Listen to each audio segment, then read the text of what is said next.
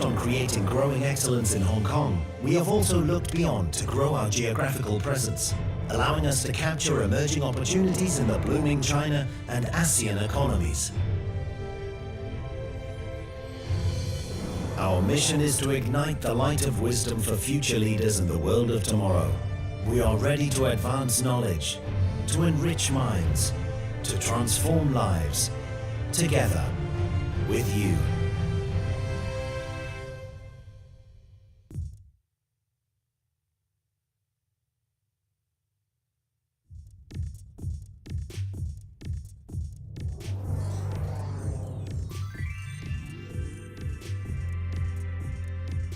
Hong Kong U Business School will continue to inspire new ideas and initiatives, to empower students to excel, to lead in the frontier of knowledge creation. While we focused on creating growing excellence in Hong Kong, we have also looked beyond to grow our geographical presence, allowing us to capture emerging opportunities in the blooming China and ASEAN economies. Our mission is to ignite the light of wisdom for future leaders in the world of tomorrow. We are ready to advance knowledge, to enrich minds, to transform lives, together with you.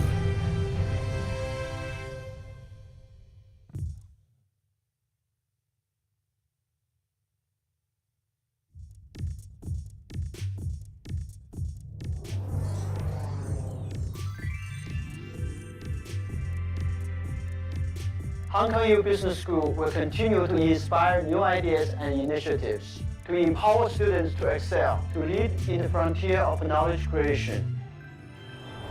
While we focused on creating growing excellence in Hong Kong, we have also looked beyond to grow our geographical presence, allowing us to capture emerging opportunities in the blooming China and ASEAN economies. Our mission is to ignite the light of wisdom for future leaders in the world of tomorrow. We are ready to advance knowledge, to enrich minds, to transform lives, together with you.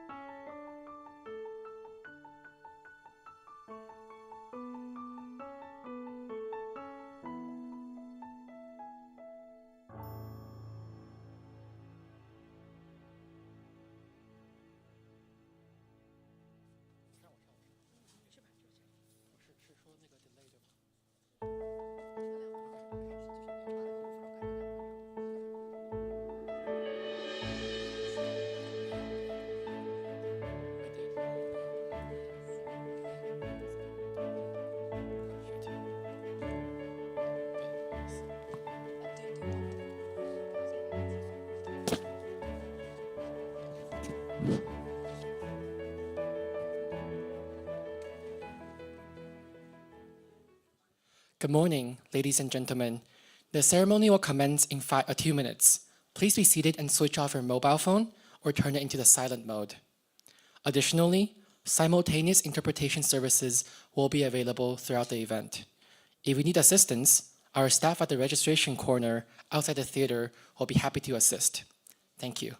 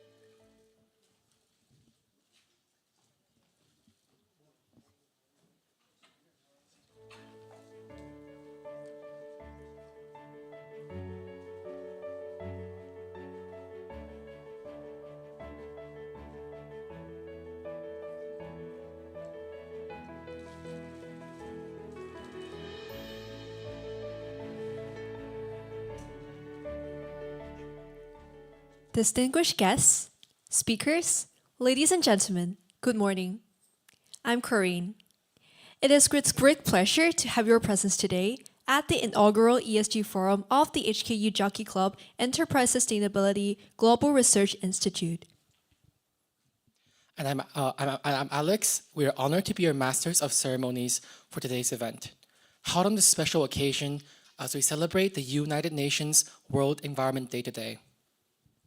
This forum marks the very first event of the HKU Jockey Club Enterprise Sustainability Global Research Institute, bringing together distinguished experts, academics, corporations, NGOs, and thought leaders to discuss the critical topics of sustainable practices.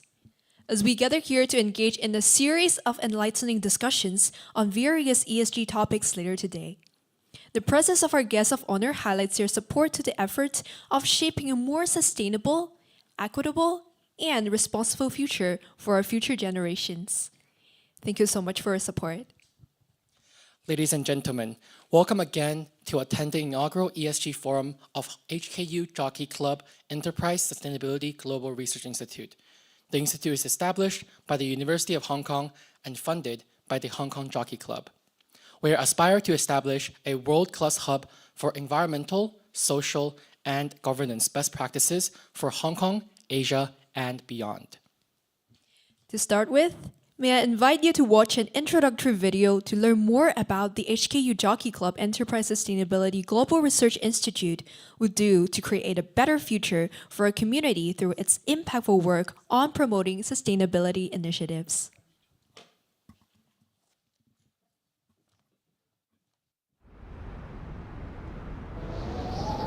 The world is facing a very severe problem.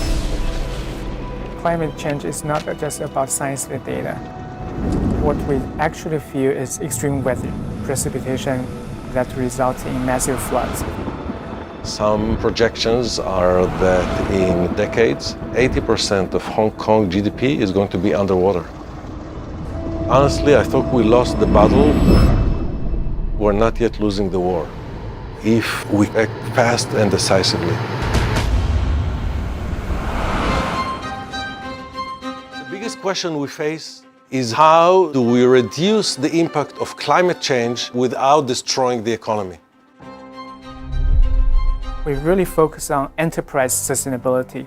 If they want to pursue a sustainable business model, they are able to engage a lot of stakeholders to join, like the customers, the investors, and the suppliers along the supply chains. This is where we come the research institute and educational institute. If we identify a problem, we also can recommend way to solve it. The Hong Kong University Business School has the most impressive research capabilities in Hong Kong and this entire region. We are truly a multidisciplinary institute. Finance, accounting, economics, management, strategy, scholars come together and work on sustainability issues.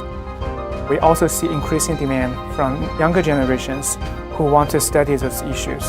Jockey Club has been extremely supportive for this Sustainability Institute.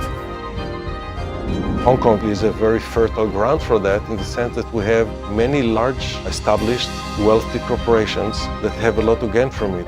If you think about the change to cleaner energy, adopting new technology, in many companies, that's an opportunity. That's why they need people with t-shirts and not only with suits. Our institute starts as a vision, and we aim to impact every business and every industry. This is a very young institute. We have here the opportunity to lead the world to reshape regulations in regard to climate change. And I think if we can do that, having Hong Kong as the flag carrier of this type of change, we've done our job.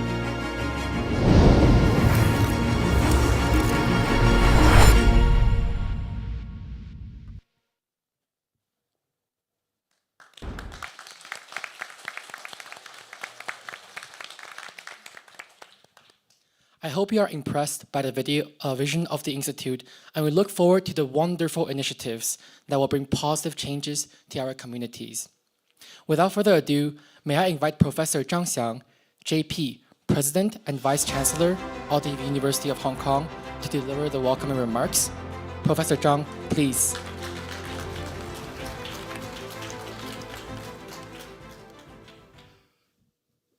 Good morning, Secretary Z, Deputy Director Yip, and all the friends, colleagues, students here. It's a great honor to be here today. And today is World Environment Day. Now, I also pick up my jacket color as well to be green.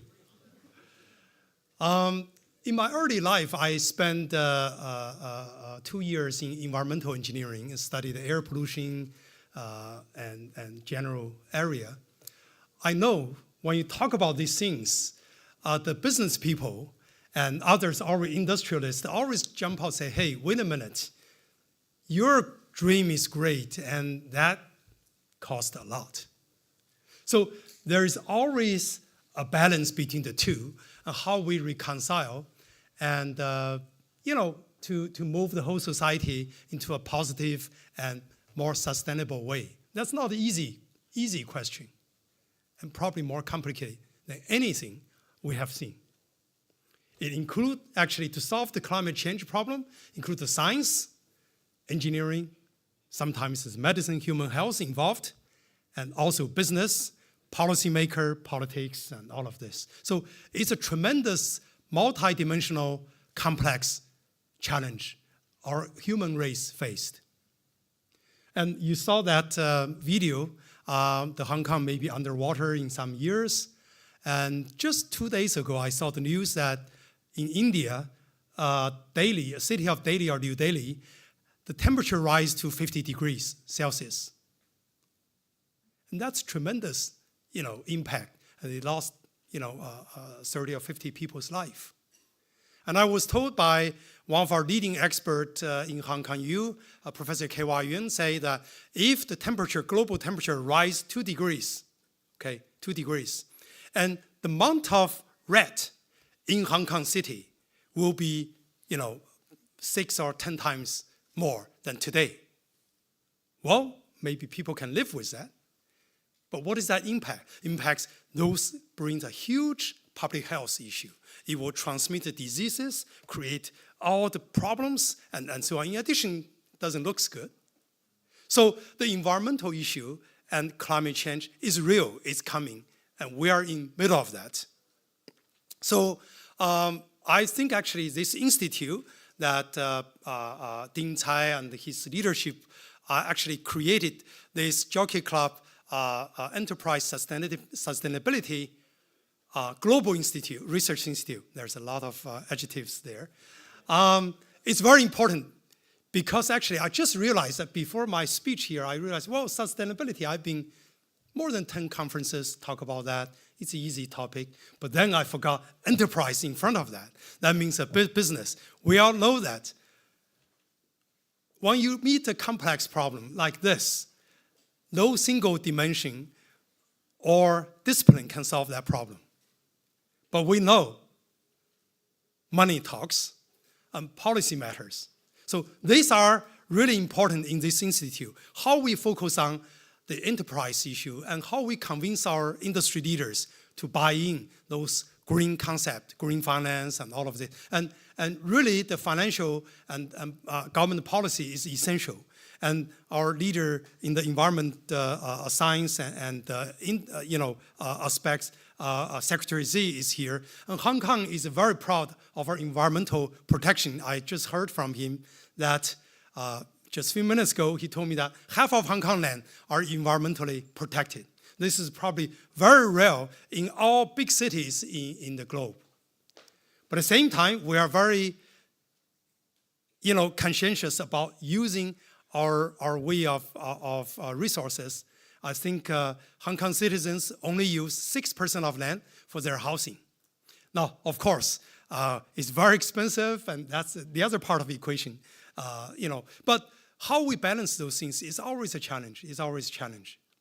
So I hope actually this launch of this institute position Hong Kong and Hong Kong U in a greater context of not only that in the multidimensional industry, business, academia, but also in today's complex geopolitics, such as the US-China relation, European, US-China, and all of these trade tensions and so on.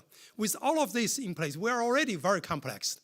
But we need actually a study, we need a research, how we get this complex problem solved, or mitigated at least. And so I'm glad actually we have two great leaders, Professor Ho and Professor McCartney, lead this great institute that help us and help Hong Kong to look for solutions. And I'm sure today's forum will serve as a perfect platform to study how we're going to debate, disagree. There's many, many different opinions, and how we come up with convergence of solutions at the end. That may not be today, but it's the beginning of for that process. And I wish you all an enjoyable conference, and all the people from outside of Hong Kong enjoy this still a good weather in Hong Kong. And after that will be very hot. Thank you.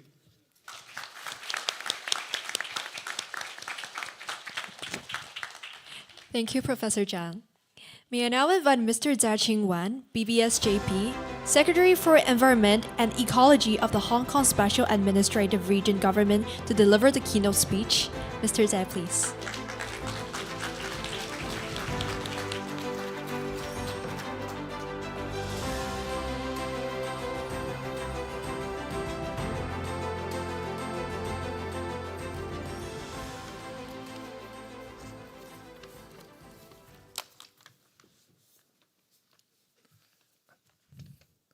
Professor Zhang, Director Yip, distinguished guests, ladies and gentlemen, good morning. It is my honor to take part in today's ESG forum. I would like to express my gratitude to the HKU Jockey Club Enterprise Sustainability Research Institute for organizing this meaningful event on the World Environment Day. This is a timely reminder that there is indeed an urgent need to build a sustainable future by preserving our planet and natural resources, and to cultivate sustainable ways of living so that our future generations we have the natural resources needed to survive. The adverse impact of climate change has become increasingly evident. Professor Zhang has mentioned a few. It affects the sustainable development of all economies and posing one of the most pressing challenges of our time. Like any other cities, Hong Kong is facing problems such as rising temperatures and more frequent extreme weather events. Just last year, we experienced the hottest summer in Hong Kong ever, and a record-breaking rainstorm in September. Well, when the temperature rises, when more water will be evaporated, and therefore we will see more and more deserts. The deserts are growing. But at the same time, because more water goes into the air, when it rains, it will rain heavier than before. And therefore, heavy rainstorm will become more and more frequent. And that damage, can be detrimental. Well, just 2 years ago in Zhangzhou, because of a major rainstorm, well, just in 1 hour, the rainfall is equate to the normal rainfall of a whole year, and therefore you end up in a major disaster. No city can stand for it. Well, I can say that in the past people will think of strong winds or deserts, etc. But we found that rainstorm leading to flooding, etc. is actually a much more detrimental problem, and it's growing very, very fast in all areas of the world. And the accelerating extreme climate events have highlighted the imminent need to confront the climate crisis to achieve this important sustainability goal. It is imperative for us to alleviate the adverse impact of climate change by working together to reduce carbon emissions and expedite the green low-carbon transition. Hong Kong has actually taken early actions to reduce carbon emissions. We have banned the construction of new coal-fired power plants since 1997 and been gradually shifting to using natural gas and nuclear power. Our carbon emissions will peak in 2014, and by now the carbon emissions have been reduced by about a quarter. With this background, our targets are to reduce carbon emissions by half before 2035 and achieve carbon neutrality before 2050. These targets, though ambitious, are not unattainable. I'm confident that with your support, the implementation of our decarbonization strategies would be able to lead Hong Kong towards the carbon neutrality goal. In Hong Kong, electricity generation is the largest source of carbon emissions, followed by transport and waste. To tackle these three major sources of emissions, the government is actively implementing the four major decarbonization strategies, namely net zero electricity generation, energy saving and green buildings, green transport, and waste reduction to lead Hong Kong towards the goal of carbon neutrality. Electricity accounts for about 60% of Hong Kong's carbon emissions. Coal has been the highest carbon emissions among our fuel mates. As required by the government, the power companies in Hong Kong have been reducing the share of coal use. It was about half in 2015 and about a quarter these days. Looking ahead, Hong Kong will cease the daily use of our remaining coal-fired power generation units by 2035.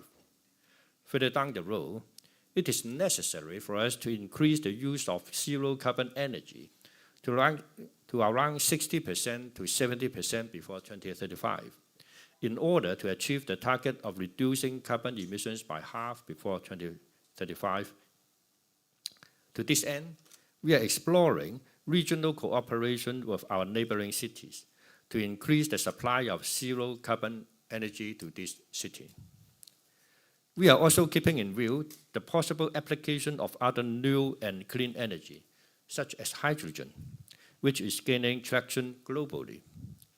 Later this month, we will promulgate a strategy for hydrogen development in Hong Kong to facilitate the development of hydrogen energy, which has the potential to play an important role in the quest for carbon neutrality.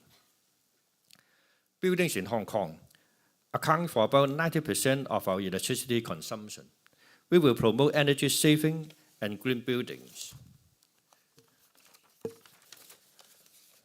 We will tighten the Building Energy Efficient Ordinance, which will include extending the scope of regulation to cover more types of buildings, mandating the disclosure of information related to energy audit reports, and shortening the interval of energy audits, etc., etc.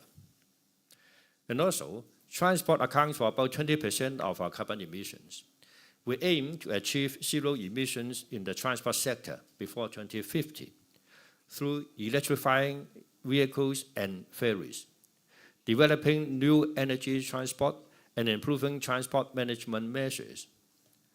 Our efforts in promoting electric vehicles have achieved notable results. In 2023, over 60% of our city's newly registered private cars were EVs, and the ratio has increased to 70% today, which has put Hong Kong into the forefront of promoting electric vehicles in the world.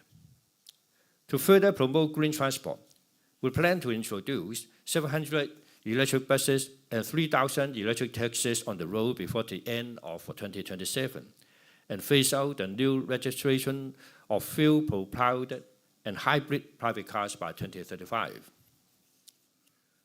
And also, waste contributes to about 8% of carbon emissions in Hong Kong, with the bulk of them being the greenhouse gas generated from decomposition of waste in the landfills. Therefore, we have set a target to stop using landfills to handle municipal waste by 2035. Apart from promoting waste reduction, we are constructing high-tech waste-to-energy facilities to replace the landfills. The first waste-to-energy facility is being built on an artificial island next to Guojun HE, and will come into operation around end next year. The second waste-to-energy facility to be built at ZHANG at Tuen Mun is being planned, and I will explain the plan to a Legislative Council panel later this month. And to reduce waste plastics, the first phase of the regulation of disposable plastic tableware has been implemented. Just in the first month, many people have changed their habits to no disposable tableware when ordering takeaway food. Some chain restaurants have reported to me that over 70% of their customers do not require disposable tableware nowadays. Therefore, we are now seeing a change in habit in our people, and the development of a new culture.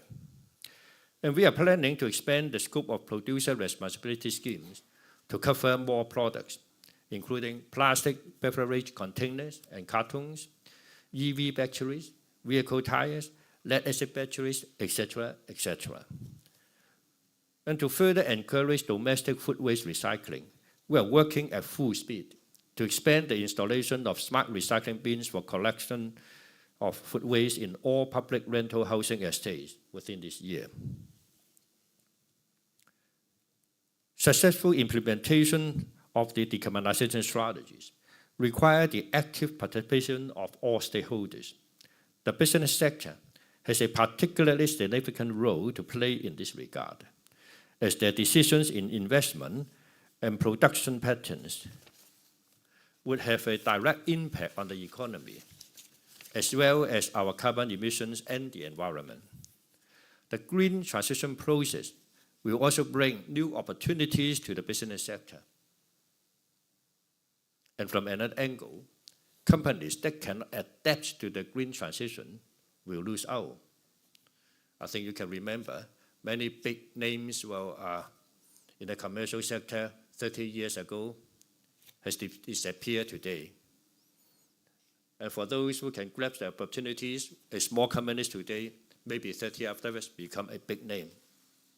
And therefore, be careful about it. Yeah. The green transition demands innovations, new ideas, talents, and collaboration. The Institute could act as a facilitator to support companies in their sustainability journeys.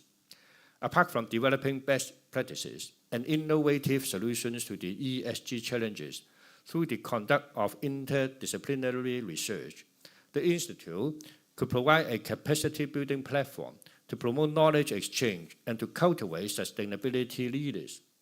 I look forward to many more programs and activities to be organized by the Institute. And ladies and gentlemen, the quest for carbon neutrality is bound to be a challenging one. But in Hong Kong, we are fortunate to have this Institute and the forum today. And I wish the work of the Institute and today's forum a great success. Well, thank you.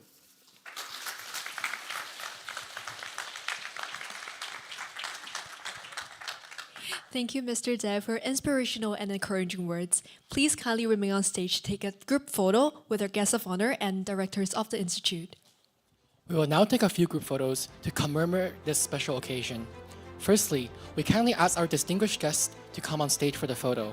May I invite Professor Zhang Xiang, JP, President and Vice-Chancellor of the University of Hong Kong. 叶水球先生，中央人民政府驻香港特别行政区联络办公室教育科技部副部长 Mr. 叶水球 Deputy Director General of the Department of Educational, Scientific and Technological Affairs of the Liaison Office of the Central People's Government in the Hong Kong Special Administration Region. Professor Cai Hongbin, Dean and Chair of Economics, HKU Business School. Ms. Irene Learn, Head of Charities, the Hong Kong Jockey Club. Professor He Guojun, Director, HKU Jockey Club Enterprise Sustainability Global Research Institute. Professor Roni MICHAELY, Co-Director, Hong Kong Jockey Club Enterprise Sustainability Global Research Institute. Please look at the official photographer in front of the stage.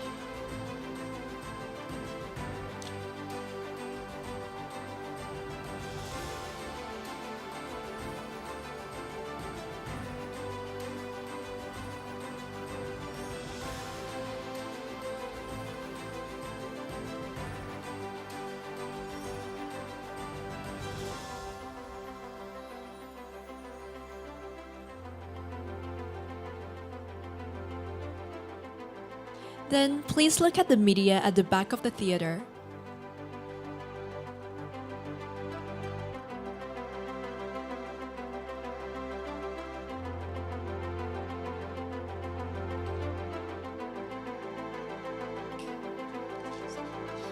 And then, for the second group photo, may I also invite the Institute's Associate Directors, Professor David Bishop, Professor Chu Jinghong, Professor Jeffrey Ng, and Professor Thomas Skimmett. Our other founding members, Professor Ma Jun, Professor of Practice, Hong Kong U Business School, and Professor Otas Gomberg, Chair of Economics, Hong Kong U Business School. And all the speakers of today's panel discussion sessions to make way to the stage. We would like to once again express our heartfelt gratitude to all the speakers for their participation. This forum is an important effort to foster dialogue and collaboration among regulators, leaders, and leaders of business sector, non-governmental organizations, and academics to promote best practices and innovative solutions to ESG challenges. When we are ready, our official photographer will take photo in front of the stage. Please make sure you can see the camera.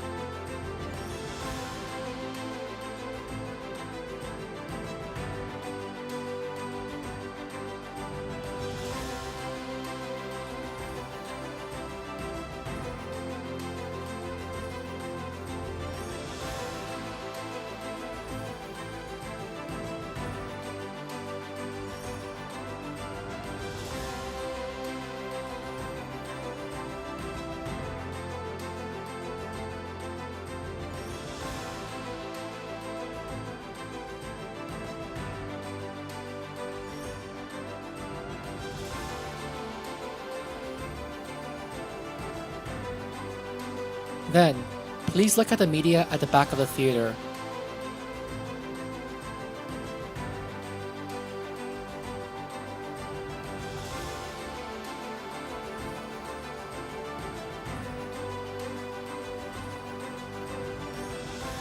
Thank you. We will take the third and the final group photo with all the participants and audience today. May I invite the guests of honor and speakers to take the seats? Our official photographer will take the photo from us from the stage.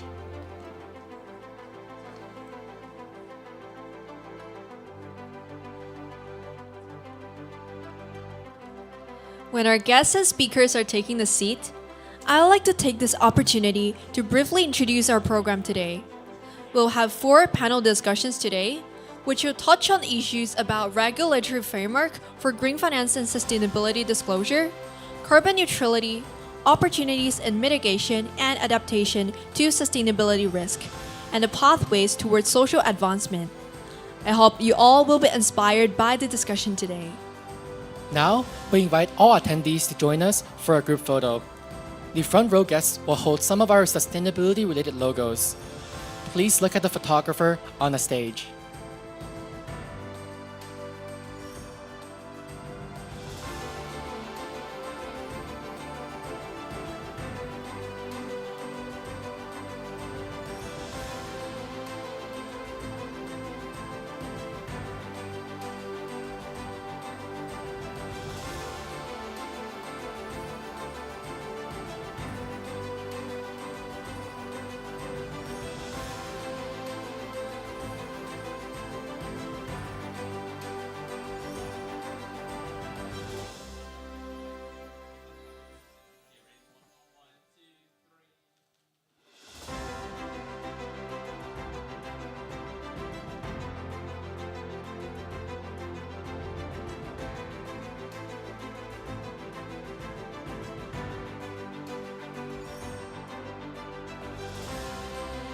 Thank you, everyone.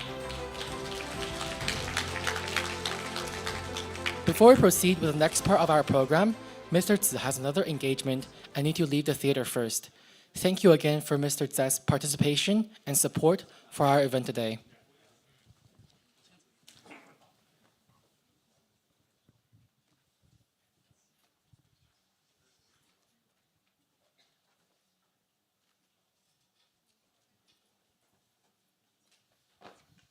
We are delighted to introduce Professor He Guojun, Director, and Professor Roni MICHAELY, Co-Director of the Hong Kong Jockey Club Enterprise Sustainability Global Research Institute.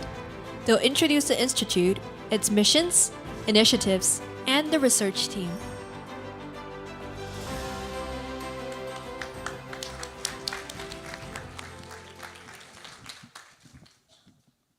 Thank you very much for joining us. It's my great honor to have this opportunity to present you the initiatives of this new institute. I will be brief so that later I can welcome my colleagues, the associate directors, as well as the founding members to be on stage and introduce a bit about their research and the plans they have for the institute. Okay. As mentioned, this institute is established by University of Hong Kong, and it was founded by the Hong Kong Jockey Club. And it's now managed by the Hong Kong Business School. And the core of that institute is that we really emphasize enterprise sustainability in the sense that that's going to be the kind of a grasp of our institute. We're going to engage broadly the stakeholders involved in this process, including investors, including regulators, including the supply chain, small other firms. We have 3 main kind of missions.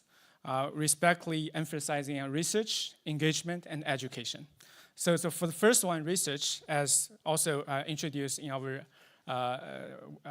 video, right? So we are going to be truly multidisciplinary in the sense that we'll have accounting, finance, economics, management, and strategy, as well as other disciplines. We're also working, for example, with the Institute of Carbon and Climate Change Institute of Hong Kong U. We're also working with Faculty of Architecture for some of those programs. Meanwhile, we want to really facilitate the dialogues with the different stakeholders involved in firms' sustainability issues including, for example, today's first session would be regulatory session. We also have a session that is more catered to NGOs and, of course, academics. And finally, I think as educational institutes, we're going to have multiple programs that tries to equip the next generation of ESG professionals and leaders with the knowledge and the skills to promote sustainable growth. I'm going to give you a very quick summary about the things that we are planning, and then I'm going to tell you some specific initiatives that we are having right now. So in terms of knowledge generation, we are going to have first across disciplines, business sustainability related research. And then we also want to develop some corporate sustainability index. We are now conducting some scope research, trying to look at different ratings and try to figure out if there's a room for us to chime in and do something new.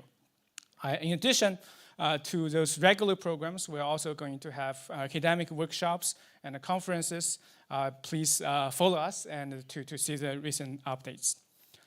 In terms of knowledge and dissemination, we are going to have 2 master level education programs that emphasize sustainability. And we're also going to launch executive training programs. In the future, we also want to kind of work with the university levels, trying to better integrate this sustainability-related courses into the undergraduate education. And finally, we are going to create as well the ESG case bank. In terms of from knowledge to actions, we are going to have thought leaderships. So we are going to publish in thought leaderships that trying to emphasize or discuss the recent changes in ESG research and the regulatory framework. We're also going to have a launchpad that tries to bridge new and innovative small firms to larger corporations to help them to develop and find the solutions. In addition, just like today, we have this forum. In the future, we're going to have annual forums as well as ESG Summit at the end of the 5 years. So in addition to that, we also kind of emphasize the development and the governance of NGOs. So we are going to create a capacity building platform for both enterprises and NGOs in Hong Kong. So here I want to highlight some of the initiatives that we have been discussing and have some plan for. The first part about ESG research, we're going to provide ESG research grants internally to Hong Kong U, different research scholars. And we also create this ESG working paper series. So for all those working paper series, we are also going to create kind of shorter, concise versions that are easy to be accessible, that can be accessible by the public.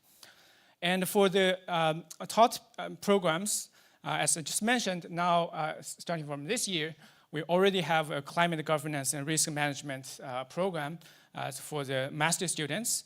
This program was initiated jointly with Institute of Climate and Carbon Neutrality. And next year, we are going to have the Sustainable Finance and ESG master program. And we are also discussing with the University of Chicago, and they are going to help work with us to create this joint program. In terms of executive education programs, we're going to have 2 streams. One stream is more catered to different industries. For example, for architecture. And we're going to create those customized industry-specific programs that help us to train the professionals. Meanwhile, we are going to have more kind of broader but high-level executive education programs that cater to senior leaderships of larger corporations as well as policymakers. And in terms of Launchpad, the idea is the following. We want to do 2 things. The first thing is that we want to really bring new technologies and a solution to local business. Later, my colleague Roni MICHAELY is going to discuss some of the kind of the things that he's doing. Basically, we now, as Hong Kong business, have multiple kind of centers in different places. One place is being in Israel, and we are going to develop this network in the future. Ideally, we want to leverage this network to help to bring all kinds of solutions and technologies to Hong Kong. Meanwhile, I just want to give you a heads up. And the last session of today's events would be academic kind of very quick summaries of academic researches. And if you see from those academic research, the insights can actually be applied to the real world and try to help the sustainability issues, particularly for firms. That's what we are focusing on. So just stay here and until the rest of the day, and you will be able to see those nice talks. And then finally, as we mentioned, we want to do case banks. We are working with KPMG to establish ESG case competition. We hope those discussions will continue, and in the future, we would have a pool for all the people in this region to have access and to be able to utilize those resources. And we just created our social media appearance across multiple platforms. So if you can take a photo and later you can scan the QR bar and follow us, and all our most recent updates would be updated here. And finally, maybe let me try to invite the founding members of these institutes. They are going to give us a very short introduction about themselves and what research they are doing, and then what plans they might have for the institute. Now, I will leave Roni for a minute because later he has a separate presentation. May I invite Uta Schoenberg, and then follow this order, Professor Ma Jun, David Bishop, Professor Chu Junhong, Professor Jeff, and Professor Ren Chao wouldn't be able to join us, and last, Professor Thomas Schmidt. And we also see that we are very international and mixed cohorts. We try to have representatives from different fields and also different countries. Now let's welcome Uta.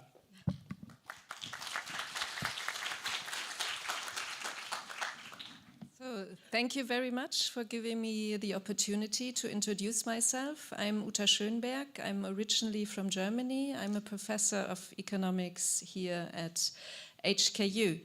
I mostly do research on labor markets, and more recently I've become interested in the role of the role that firms can play in tackling social issues, such as reducing inequalities in the labor market. And I'm also interested in how climate change policies affect the labor market. And I'm very much looking forward to cooperating with this institute. Thank you. Now, maybe let's welcome Ma Jun. Professor Ma Jun, you want to come to the stage and have a brief introduction? Thank you, Professor He. I guess many friends know that I have many different hats in the green sustainable finance space, but it's my honor, thanks to Dean's invitation, I became a professor of practice in Hong Kong U Business School. Now, my own work really started 10 years ago when I joined the PBOC as chief economist. I sort of turned myself from a macroeconomist to an environmentalist, largely because in 2013, that time, that was 1 year before I joined the PBOC, I was still chief economist with Deutsche Bank. I did a conference like that, and I had 500 people in Beijing. I was speaking at a podium. I couldn't hear myself. Why? Because everybody was coughing. And on that day, I found that the PM 2.5 was 1,000 in Beijing. You know what PM 2.5 is? The safe level is 25 at that time. And recently, the WHO guy was telling me the safe level is 5. So we're still way ahead of that. But Beijing PM 2.5 came down 70% already in the last 10 years, largely because of green finance, I can claim. And so in the last 10 years, what we did in the Central Bank of China, we kicked off the green finance guideline. That's something I organized in drafting 2015-16. And under the guideline, we created the largest green lending market in the world, 30 trillion RMB outstanding, which is 4.5 trillion US dollar. We created the largest green bond market in the world, 2.5 trillion RMB. And combined, these 30-something trillion, what did they do? They created the largest renewable energy industry in the world. 50% of renewable energy addition was in China last year. The largest EV industry in the world. 60% of EV production, EV sales in China. And 70% of batteries in China. And what do we do next? I think it's transition finance. All of these I said was green, pure green stuff, net zero. And we need to do transition of steel, cement, petrochemical, aviation, and the building. 50,000 buildings in Hong Kong needs to be retrofit. And aviation, shipping, all of that, everything that Mr. Xie has been saying. So I think that's our task in the next stage, next 10 years or so, making sure that transition finance will take off with a framework, with a massive capital flow, especially from private sector, going to the right projects. Thank you. Thank you.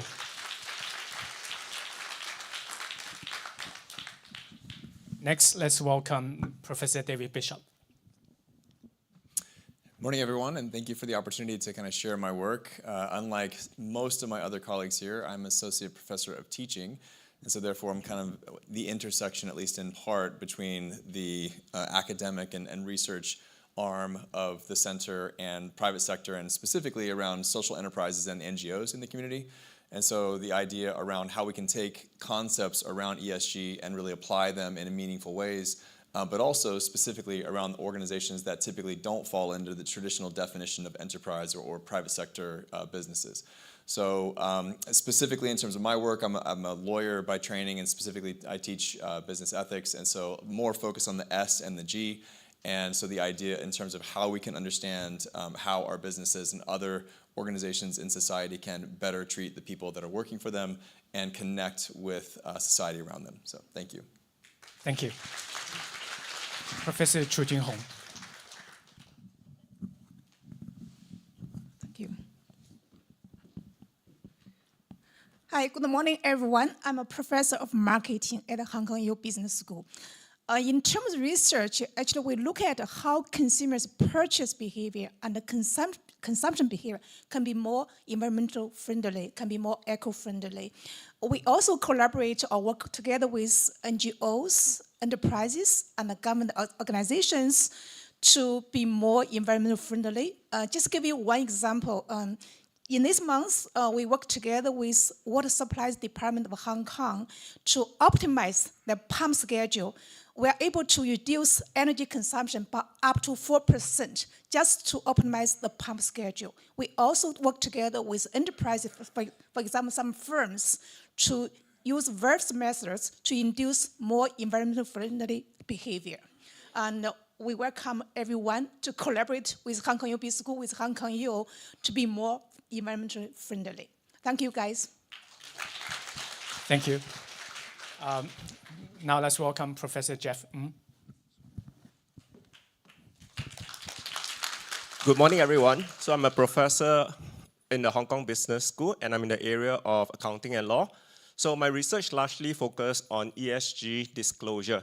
So some of my research focuses on how ESG disclosure makes corporates more responsible in terms of ESG, how it affects the investments of investment companies in terms of moving away from carbon-intensive investments. And just now, Guojun mentioned about this collaboration with KPMG. So on behalf of the ESGRI, I'm actually discussing with KPMG on how to, on the hosting of more case competitions. And yeah, that's about it. Thank you. Thank you. And last, let's welcome Professor Thomas Schmidt. Good morning. Yeah, I'm Thomas Schmidt. So I'm associate professor in the area of finance. My background is like half electrical engineering and half economics, so that always created some interest in me in energy, and in recent years especially renewable energy. So most of my research and also nowadays my teaching focuses on the financing of renewable energy. So basically tackling the problem that we need. I mean, the estimates now are we need more than 150, probably 200 trillion US dollars until 2050 to make the energy transition actually work.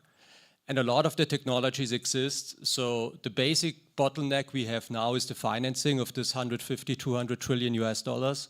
So, and what I try is to understand a little bit better in my research how we can actually incentivize investors to contribute that money so that we can make this energy transition work. Okay, thank you very much. Thank you, Thomas.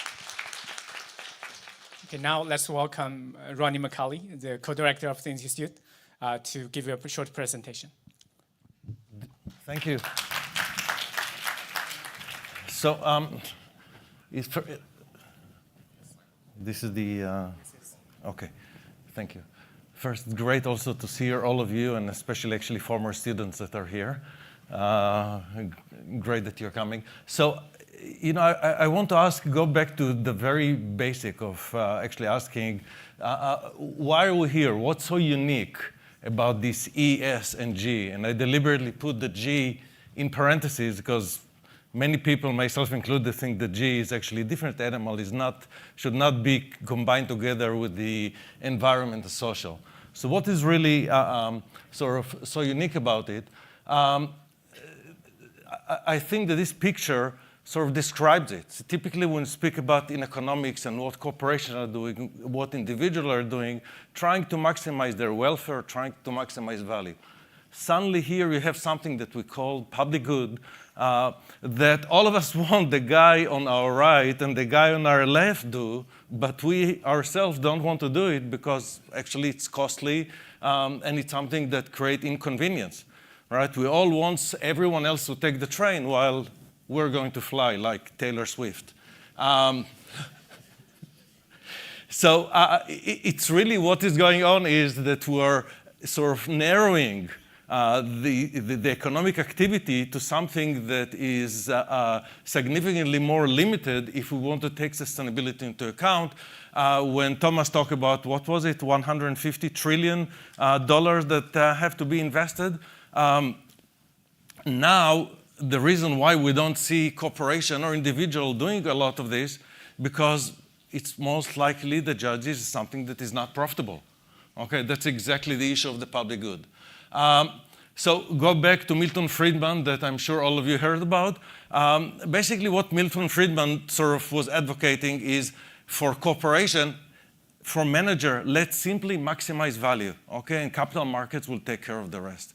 And if indeed sustainability would have been something that is easy to address, okay, and this is something that is profitable, then corporation would have done it without us. We wouldn't need so many institutes and so much research and so much attention and so much government intervention if this could have been simply done by maximizing value.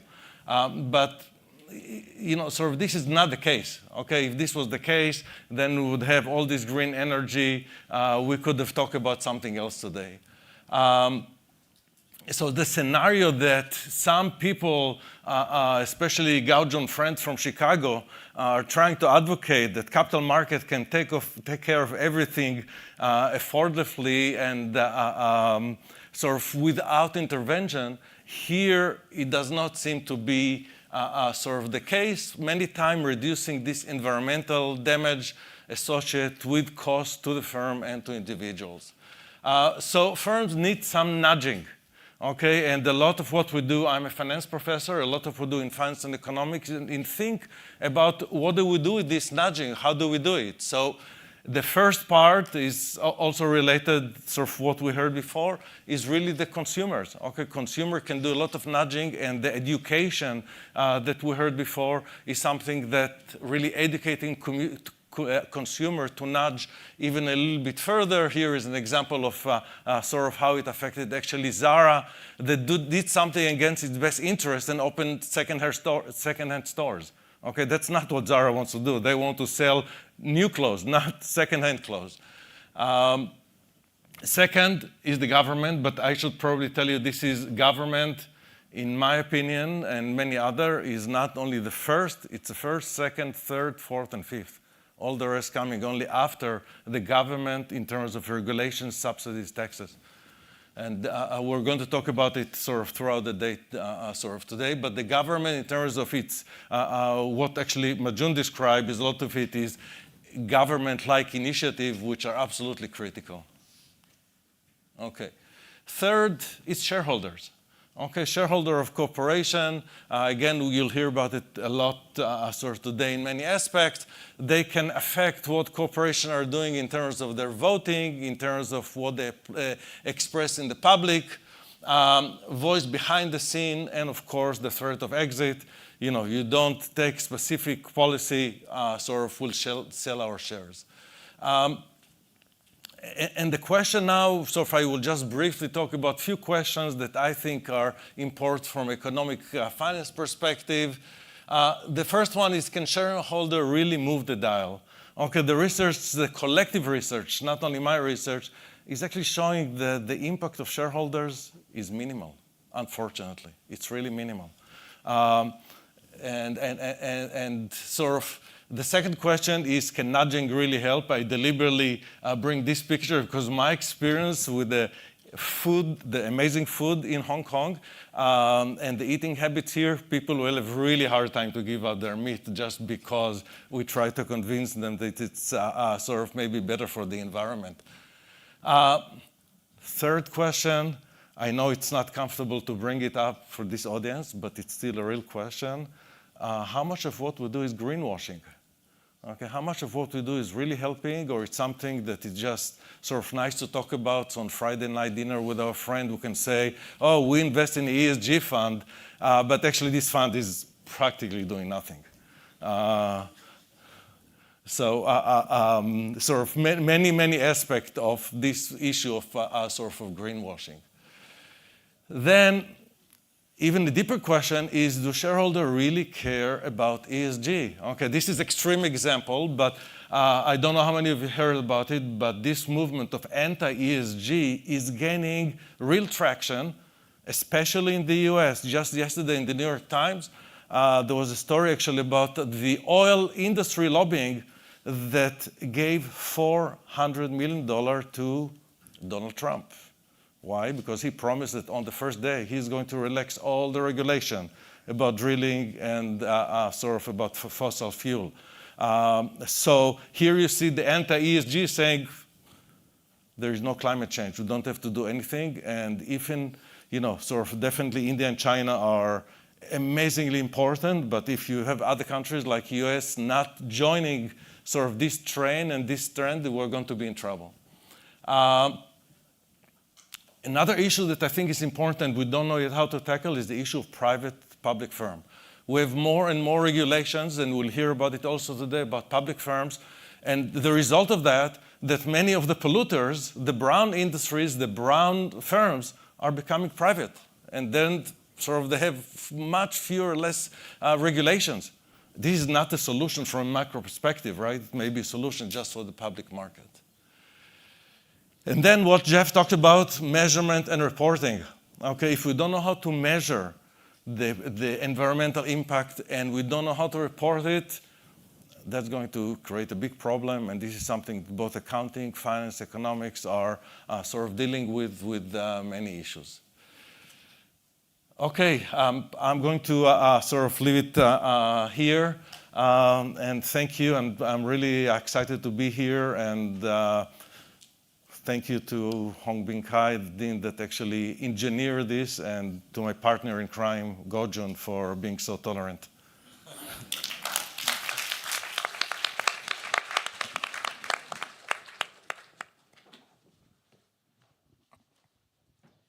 Thank you, Professor He and Professor MICHAELY. Your speech was really insightful.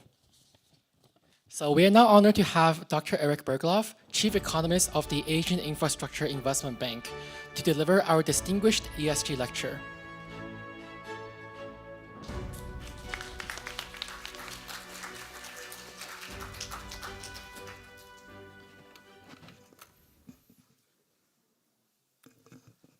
Thank you, and thank you for inviting me to this very important event. I have followed the build-up to this day, and it's very exciting to see two such important institutions coming together on this crucial issue. I thought the previous presentation gave a lot of thought, food for thought to this topic. So I will talk about the G, so the governance dimension. But I do agree that it's different, but it's also absolutely essential. And that was the other point that was made in the previous speech, that the government comes in the five first places, but why is government important? It's important because government provides the rules, sets the expectations, allows you to plan ahead as a private enterprise.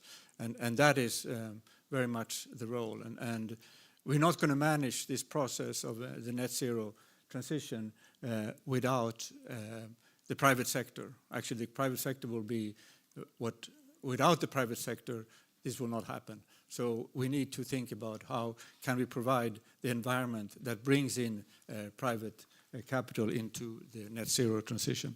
So I'm going to focus on the governance, both the governance domestically, but also the governance internationally, or rather the role of the international community in individual countries.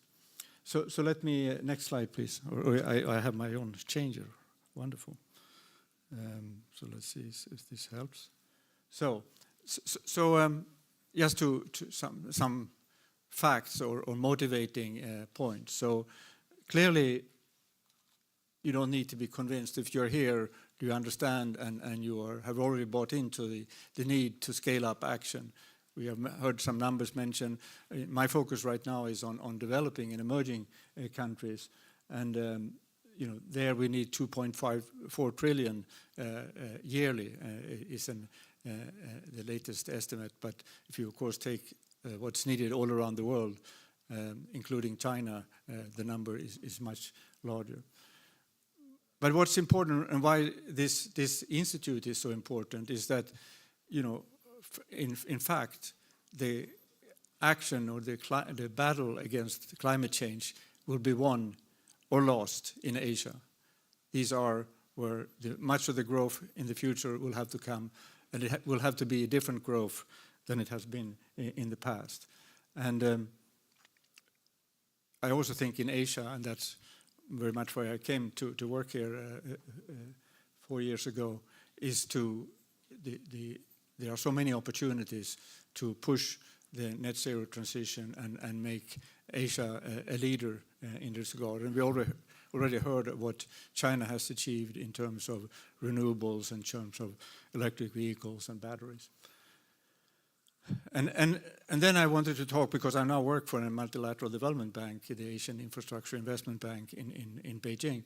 I wanted to talk about what is the role of the multilateral development banks and what is happening in that space right now. And I think I can report some quite exciting developments. But again, without the multilateral development banks, I don't think this transition will happen. Certainly not in the part of the world that I focus on emerging and developing economies.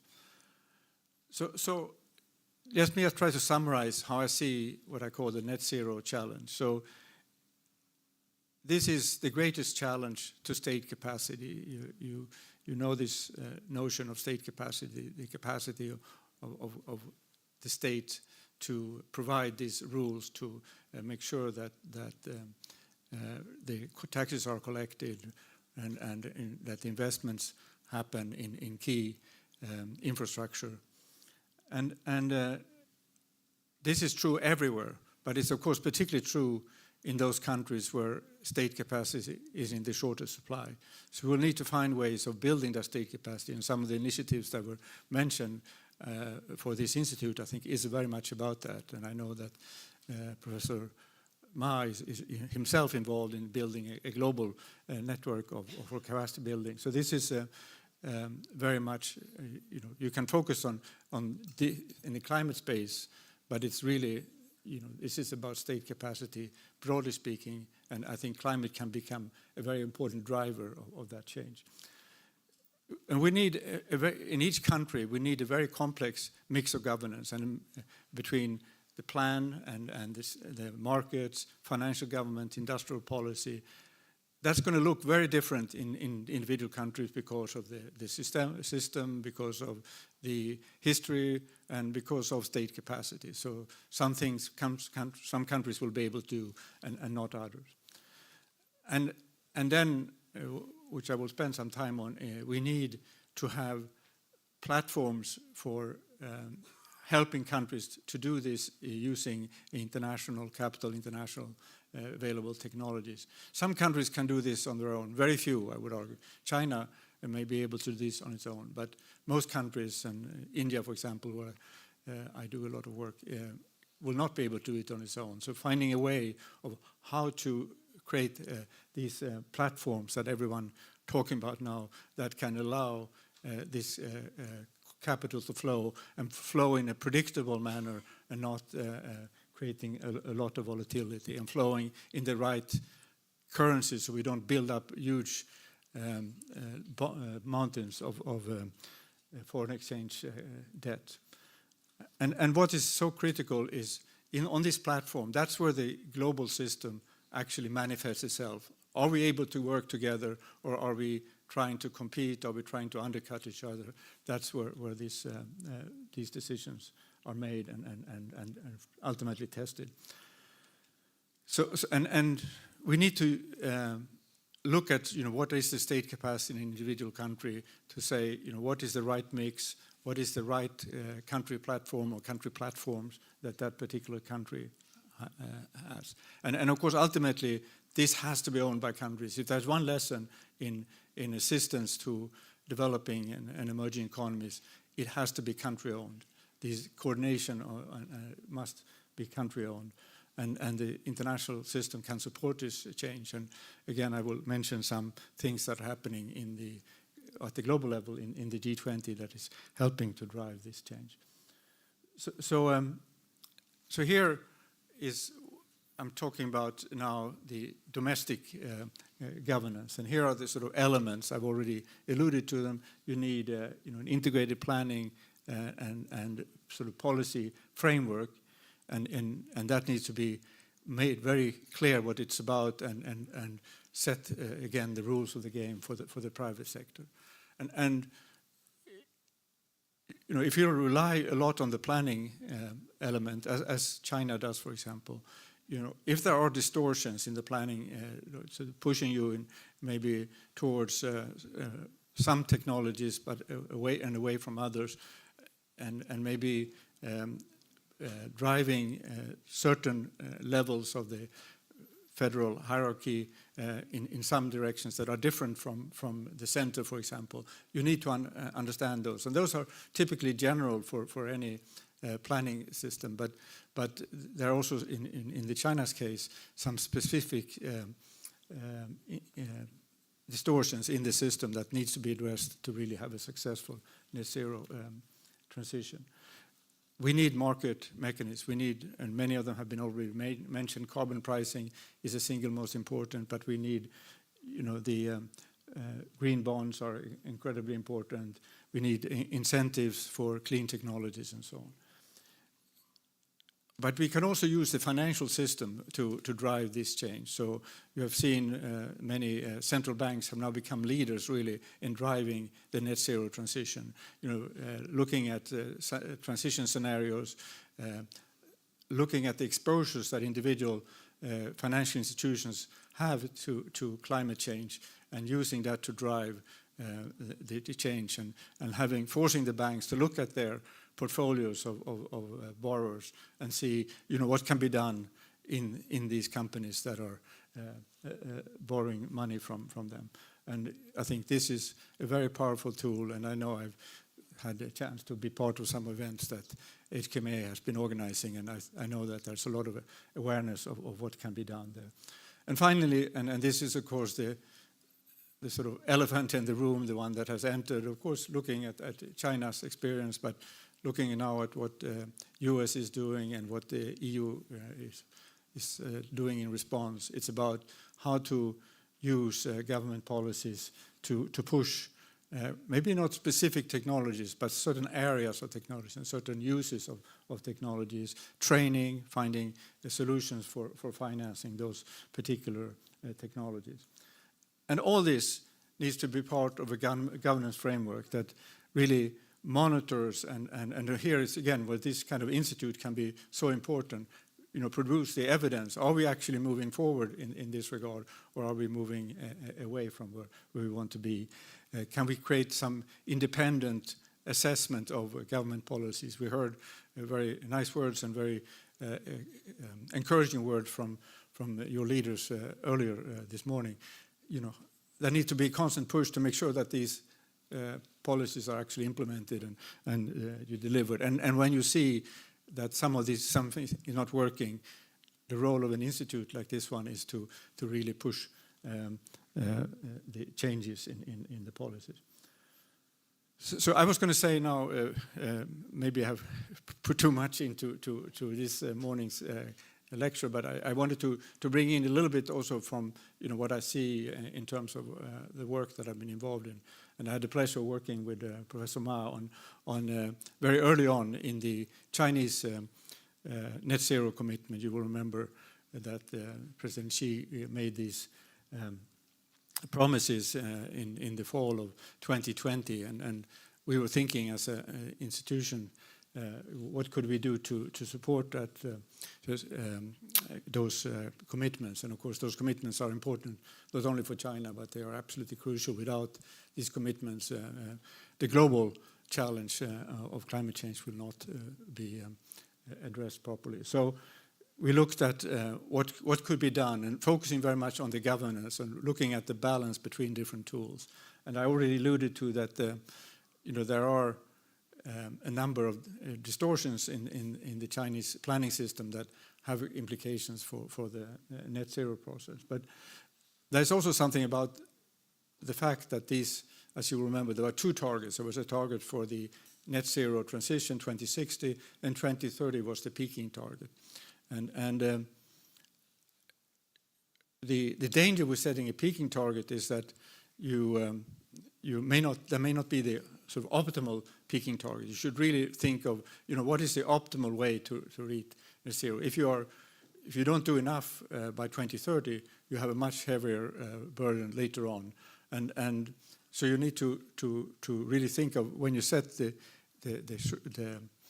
peaking target that you are on that optimal transition towards 2060, and I can tell you that working in India as I do now, in India none of the scenarios that we have even suggest peaking. So it's a real challenge to get to peaking. Now China will, partly because of the maybe less strong economic growth right now, achieve probably peaking before 2030. So these are good news, but again, there's a lot left to do. We need more in China, more role for the pricing mechanism. We need the carbon pricing to come in a much different way than it's doing today. The ETS market, the emission trading system, is not generating the prices that we need to get to net zero. So we need that to tilt away a bit away from the reliance on planning. And we suggested in this report that we published that to reinforce financial government. And of course, PBOC has already been a frontier player. And again, Professor Ma was very much part of that, leading PBOC as one of the first central banks to really take on this agenda. But this is something that needs to be further reinforced. We need to have net zero plans everywhere. So it's one thing to have it for the national economy, but you need to have the provinces, you need to have it in the cities, you need to have it very importantly in the state-owned enterprises and so on. So this is a very complex process, of course, but it's needed. We need carbon emissions cap rather than focus on things like energy intensity and so on. And we need a net zero governance framework. That may be the hardest thing to achieve in China, is to get something that is independent and can provide evidence and challenges to existing policies, and we suggest some way in which China can achieve that. We also created, or we suggested some additions to the planning and policy framework, but I won't go into them now. Just very quickly on India. So India's problem is very different, of course. Almost everything that's happened in terms of the net zero transition in India has happened in the private sector. And everything that has to happen in India at the state level will have to, or at the government level, will have to happen in the states We know that India is the most important market for AIIB, and we only basically work with the states. That's where investment decisions are made. Of course, you need the central government, but what is really where decisions are made about infrastructure investments and these kind of investments that we are talking about here, that's happening at the state level. We need to have both market-based and non-market-based incentives. I won't go into that. We need more green innovation. China has been very successful in pushing green innovation, and you heard some of the remarkable statistics. India, is not really on the map, even though it has a very active R&D and is very prominent in some high-tech sector. In terms of green innovation, they are not very much there. We heard about nudging. The one thing that the Indian government during its G20 presidency talked about was the lifestyles and trying to think how can we nudge people, companies into different behavior to promote the net zero transition. And finally, and this is going to be very difficult for India, because there is also this tradition of not, or having gone through that process of being a developing country, becoming an emerging market, a participant in the G20 and so on. The idea that India needs support from the outside is not easy to accept, but it's a clear fact that India will not be able to do what it has committed to do in terms of the net zero transition without support from the outside. So finding, this is what I talked about, platform, but finding a way to organize that is going to be absolutely critical. So I'll move past here. So now I'm going to talk more, my final part of the talk, less about the governance of individual countries, but more about how can the international system come in and what can the multilateral development banks do. And the first thing is to say that I've been involved in these multilateral institutions for 20 years or so, inside and on the outside. And this is the first time I see real change. And it's part of a longer process started by Germany launching this eminent persons group on global financial governance. They reported in 2016 in Bali, 2018 in Bali. Italy then picked this up a couple of years later. It was called a capital adequacy framework review. Has had a tremendous impact now on particularly what the MDBs do. India pushed this as one in a series of 4 emerging countries controlling the G20 presidency. They pushed for bigger or better, bolder and bigger MDBs. The idea, why is India so interested in this? Well, it's trying to address that issue of how do we create a collaborative relationship to our international development partners. How can we get stable inflows? India has had this experience of inflows and outflows and creating all kinds of problems in many markets in India and undoing a lot of work to create a stable macro environment. So India is looking at the multilateral development bank as a way to stabilize this flow. We are now working also with the Brazil is trying to take on the agenda of India and trying to move from these broad solutions to actually implementing it. We'll see how it goes, but I'm very impressed with how the Brazilians have addressed it and how determined they are to find a way forward. We'll see how South Africa, obviously just coming out of elections, and we'll see how they will be able to manage. They are the next G20 chair. So I've mentioned now country platforms, and I probably shouldn't spend too much on this, but it's, again, basically all emerging and markets and developing economies. They will need investment for climate mitigation and resilience. Of course, they were not really part of creating this problem, but the reality is that if they are going to get capital flows that they need for investments across the economy, they will need to play along with this game. And there's And it's actually, I would say it's a very good strategy to try to do that now, because there is a lot of capital wanting to go into these type of investments, also in emerging and developing countries. And I said this has to be country-driven. It had, it needs to be scaled up. Today there are some interesting experiments, Bangladesh, Egypt. We have seen some attempts in South Africa as well. And we need to scale this up. So the NDCs, the National Determined Contributions, are being revised as we speak to be presented next year at the COP 30 in Brazil. Very important. We need to really raise the game and accelerate the commitment for individual countries. And this will really be the test, whether the Paris Agreement will work or not. And of course, again, I'm speaking here a little bit in my self-interest here, but we think that the MDBs can play a crucial role in supporting countries in delivering and building this center. So I won't go into all. I have a few slides with a lot of text, but just to say something about the CAF review, and because I want to show how much impact it's having. So this is about, I mentioned the CAF review, the Capital Adequacy Framework Review.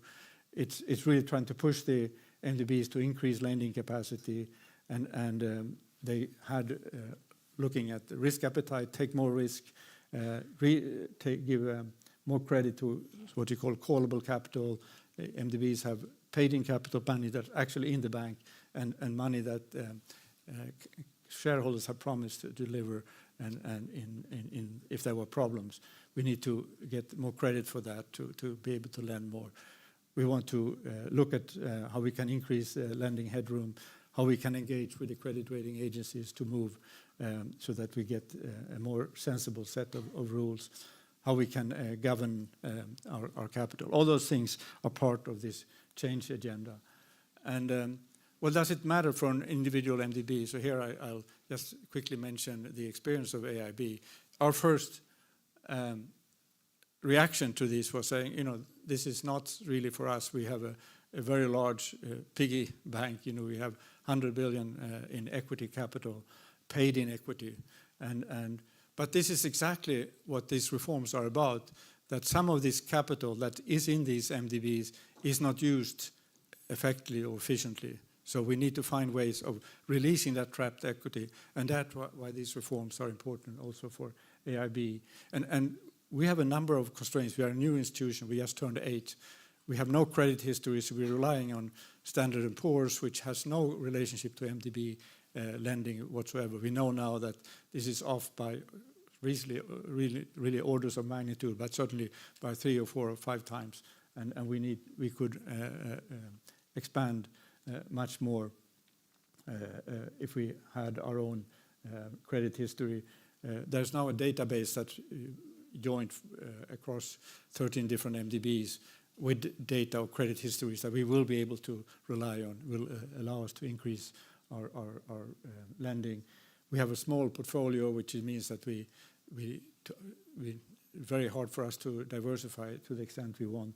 And the big problem, and this is something when you don't work in institutions, it seems hard to digest, but for us to lend to a poor country, we need to lend to a richer country too. So we need to balance this, and so we need to have a larger portfolio, particularly to lend to poorer countries. We have a concentrated portfolio. I said India is almost 1/3 of our assets at the moment, and we need to get that diversified. But what is the treatment of this concentration that really creates a problem for us, because we are treated basically like a commercial bank that has 1/3 of its lending to one borrower, and that's obviously not very attractive, and that's a practice that you wouldn't encourage. But for an MDB, it's very different. I mean, the risk that India will go bankrupt is pretty small. We are still a regional bank, so we also have that against us. So all this makes it more difficult for us to lend to poorer countries and to mobilize climate finance. So I'm not going to go through all this. This is some suggestions for can be done, but I wanted to end with a slide on.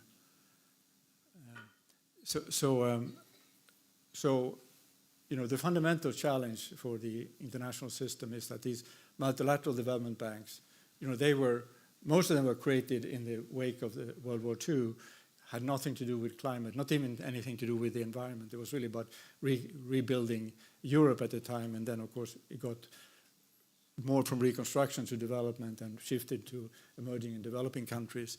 But it was not about global public goods.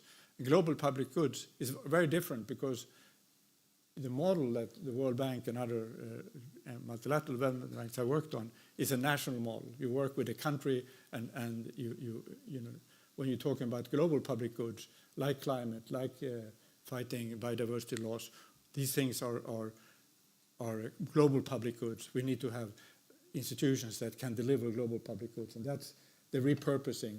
That rather than creating new institutions, we're trying to repurpose the existing institutions. And AIIB, even though we created just 8 years ago, climate was not central to why we were set up. Now it has become the most important thing we do. So every single investment that we do has to go through what we call a Paris alignment. So if it's not aligned with the Paris Agreement, it won't go into our pipeline. We won't even consider it.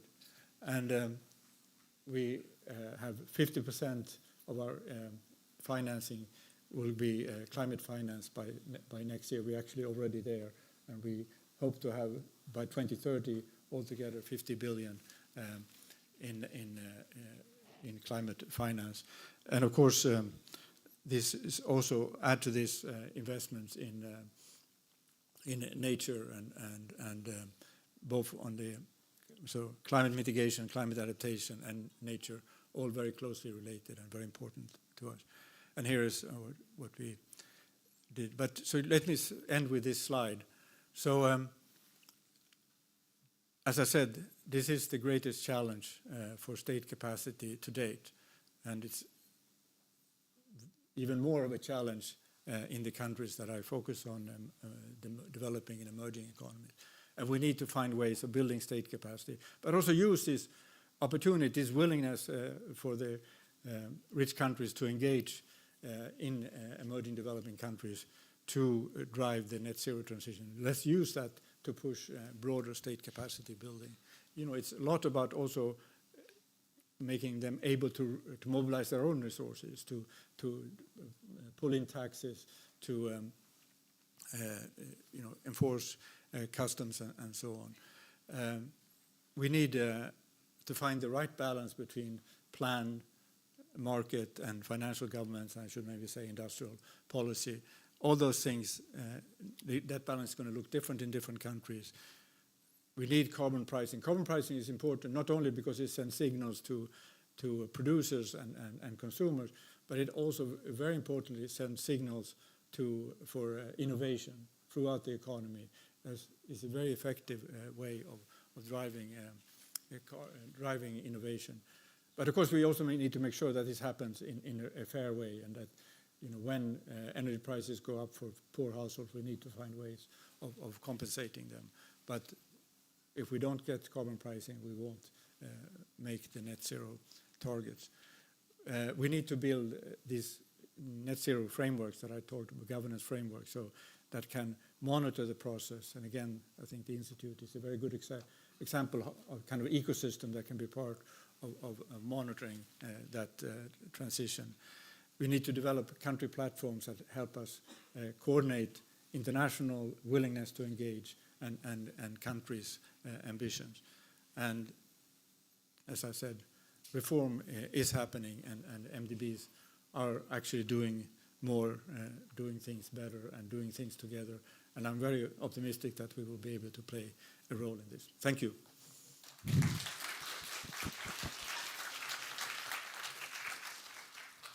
Thank you, Dr.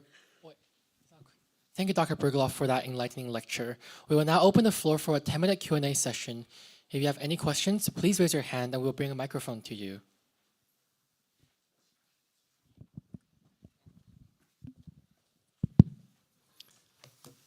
Eric, well, thank you very much for flying from Beijing to Hong Kong for this event. As you said, we worked together on the governance project for net zero transition. Now, within that study, we had a sort of a debate on how much the carbon market should play a role in driving transition in China. And I heard some commentators that this role is very small in China. The carbon market pricing is low, and you know, all these functions are not yet in place. And the comparison in Europe, a lot of people think Europe carbon price plays a major role in driving resource allocation towards net zero. But of course, China will claim that we have many other tools, non-pricing tools. For example, we have industrial policy, we have green finance, we have regulation, we have penalties by environmental bureaus and so on. So the rest of the non-pricing measure will be enough. That's one of the Chinese arguments. So what's your view? What is the right balance for a country with certain development level? The proper role of carbon pricing? Should it be going up gradually when the development level goes up? That's question number one. Let me give you a second, more difficult one, which is the role of MDB. I can't imagine. More MDBs difficult question. As you showed, is talking about billions, right? And the amount of money we need for climate action is in the trillions every year. So it's a drop in the ocean in that sense. Still, a lot of MDBs are, I think, competing with the private commercial banks for green projects, which is actually fairly scarce. And if you don't do much of blended financing, I think it's crowding out the private sector investment opportunities. So why not MDB scaling up their blended financing operation, especially de-risking facilities, in a much more aggressive way than they could do today? Okay. Should I take more questions, or? I'm very happy. Yes. Hi. I used to work with United Nations Environmental Program in the economics of ecosystem and biodiversity, and as an intern and a consultant. And I joined Hong Kong U Urban Planning Program. I just want to see from my previous experience, I see great imbalance in the role of intergovernmental organization, MDBs, and private sectors in playing sustainability role. For example, in Hong Kong, when we talk about Hong Kong, we always talk about the international level of capital market, but when it comes to local governance and even some local sustainability issue, it's not as very bright as we imagine Hong Kong is, and there are so huge challenges. And when we talk about, for example, environmental problems, China and Hong Kong is definitely a different context, and the challenges we're dealing with is definitely different. I wanted to search for AIIB or MDB's initiatives, for example, in Hong Kong, but I didn't find so. So I wonder how this kind of cross-regional operation is structured in collaboration with international intergovernmental organization and private sectors and institutions such as MDBs. Thank you. Thank you. Yeah. Thank you, Eric. It's quite weird. I'm asking you this question in Hong Kong rather than in Beijing. Yeah. And actually, my question is quite related to the second one from Dr. Ma Jun, and because considering the role of MDBs, actually you are provided the magnitude of your loans is quite limited compared to the commercial banks and the alliance of investors. For example, the AIIB, you are closely working with some investor alliance, for example, GRASB in infrastructure, maybe in the real estate. So do you, from the perspective of sustainability reporting, as a reporter of AIIB itself and the policymaker, so my question would be, do you have any plan or consideration to further coordinate from this perspective with private funds from private sectors, particularly with the alliance of investors in a specific industry? Thank you. Anyone else? Okay, I think I have. I can go on until lunch, right? So first, Majun's question. So my point is that in China, I'm pretty confident to say that there is not enough reliance on carbon pricing, and the benefits of those signals going into different parts of the Chinese economy, particularly into the private sector, and in particular, if we now hopefully get the resurgence of growth, these signals will be absolutely essential, I think. So rather than say, we have to reach that carbon price at that point in time, it's the direction of travel, I think, that is important. And as we did emphasize in that report, these other tools are not perfect. I mean, particularly the planning tool, we showed a number of imperfections of planning and the heavy-handedness of planning and the maybe inability often to respond to signals. So I think the only thing I really can say for sure is that we need more carbon pricing. Exactly how much of decisions will eventually be based on carbon pricing, and unlike other mechanisms, I don't have a strong view on, but we need to find a way to get carbon pricing in. And I think so in China we have the emissions trading system, the national one, we have the regional ones. I think now we are starting to have much more information in the system, and we'll be able to have it become much more effective, and maybe shifting away from the current way of organizing to something that is will be more effective and more coordinated. So I think there's a lot of room for evolution of the emissions trading system in the Chinese context. Yes, MDBs are small. They're not that small, though. So you could say just from the CAF review, what has been done so far, the Asian Development Bank has managed to release 100 billion over the next 5 years. We will probably be able to release something or that order of magnitude. Again, these are a small number compared to the trillions, but you should remember that these banks, we mobilize private capital, and we need to do more of that. And I agree that blended finance is a very important way forward.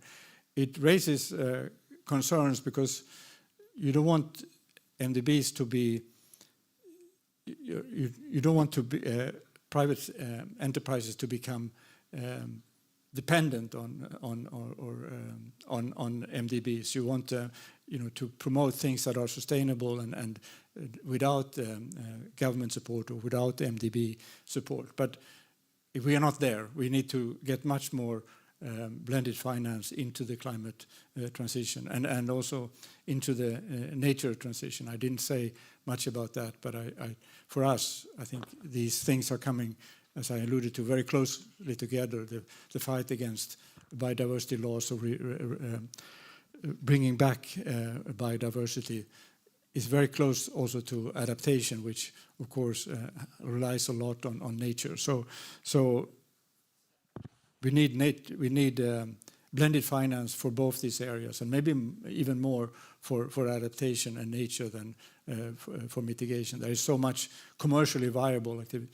And you should see that what happened in China, yes, there were some subsidies in the beginning, but a lot of what's happened is really through competition, driving costs down very effectively. It still is now led to some overcapacity and so on, and there are some issues around that, but it has been a very powerful force not to be too dependent on subsidies. So the last question, well, maybe on the question on Hong Kong and how this sort of transition from sort of international level to local level in Hong Kong. We are not active in investing in Hong Kong. Unlike other MDBs, we potentially could.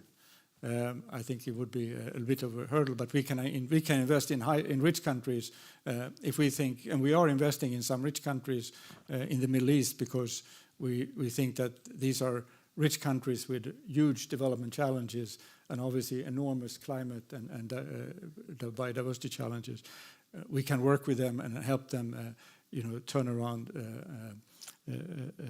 things. I don't know exactly what we could do in Hong Kong, but we certainly would love. We are working on some initiatives with the Hong Kong Monetary Authority and trying to bring in institutional investors into infrastructure finance, and particularly into sustainable infrastructure finance. So without directly investing in Hong Kong, we can still work with partners in Hong Kong and promote common goals. On the issue of so I'm not sure I fully got all the aspects of the last question. So, for the private, we work very closely with the private sector. And one thing that I was very encouraged by this institute as well is that we have established what we call an infratech hub. What we have found, and I actually didn't know this before we started looking at it, is that the infrastructure sector is much slower than other parts of the economy in adopting new technologies. And so we have created something we call an infratech hub, which is really about bringing small startups that bring in new technologies, bring them in contact with these giants in construction and traditional infrastructure services, bringing them together. I think that's a very interesting role also for this institute to try to be kind of a seeding or incubator of kinds to promote those kind of collaboration. I'll probably stop there, and then maybe we can talk directly later on. Thank you.